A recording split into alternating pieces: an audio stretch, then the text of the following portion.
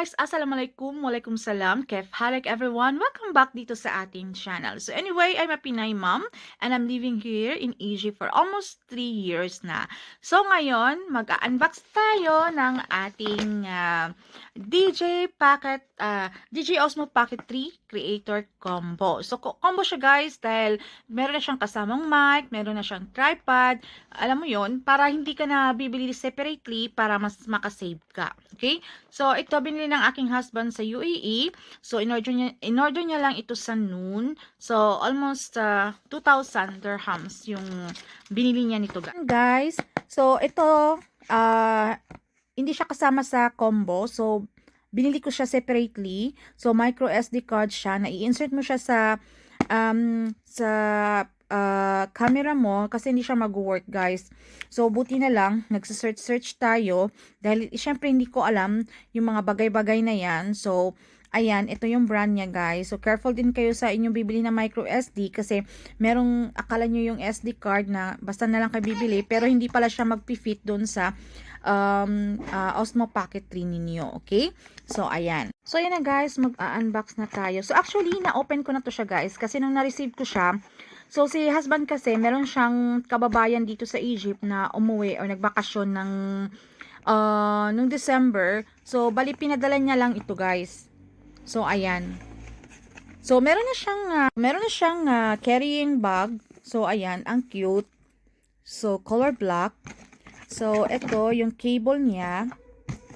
And, ito is yung protective case niya, guys, na pwede mo siyang i-cover sa yung camera.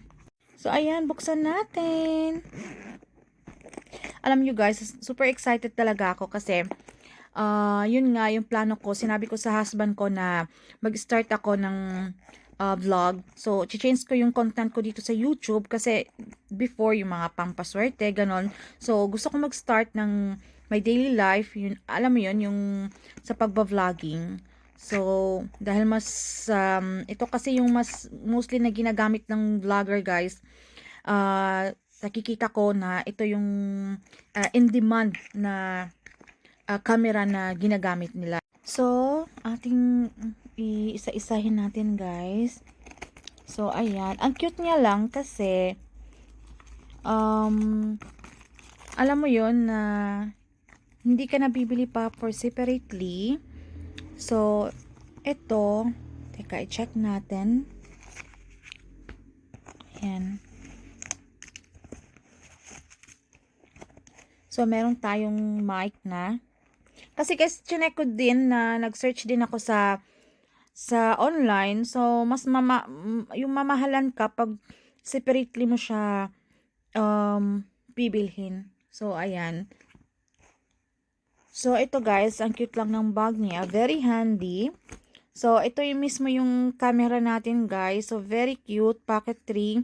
So, very handy talaga guys. So, pag magba-vlog ka, talagang super, talagang hindi ka na, yung parang yung nalalakihan sa camera. Tsaka, ang dali niya lang hawakan. Alam mo yun. So, ayan. Very unique. So, ito guys, battery siya na pwede nating i-insert dito halimbawa pag nalobat ka, okay, pag nalobat itong camera mo, so pwede mo siyang, meron kang battery dito na pwede mo siyang i-insert, so pwede din siyang, alam mo yun, mas meron din siyang handy. So ito naman guys yung mini tripod natin, ayan, and then meron din tayo ditong handy na pwede natin i-insert din dito. Halimbawa, pag nalobat na siya guys, so pwede natin ditong i-charge, okay? Meron tayong cable dito.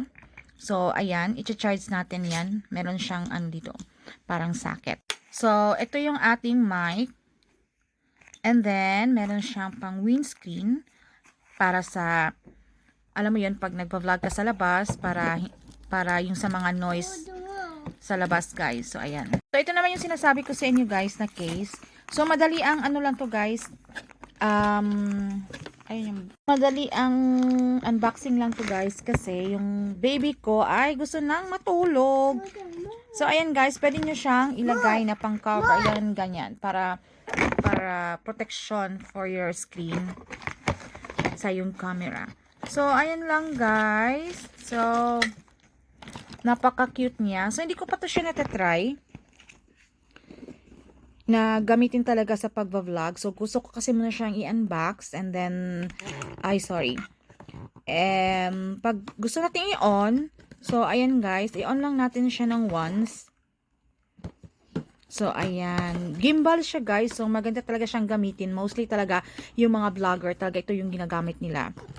So, ayan. And then, yung quality niya. So, kung gusto naman siyang, pwede mo siyang iganyan guys. Okay. So, check ko pa siya kung paano talaga siya gamitin talaga. So, pwede mo siyang i-click dyan kung gusto mo siyang gamitin. At kung gusto mo naman mag-record, so dito mo siya i-click. So, ayan, nagre-record na siya. And then, pagkatapos, kung tapos ka na, then, ayan.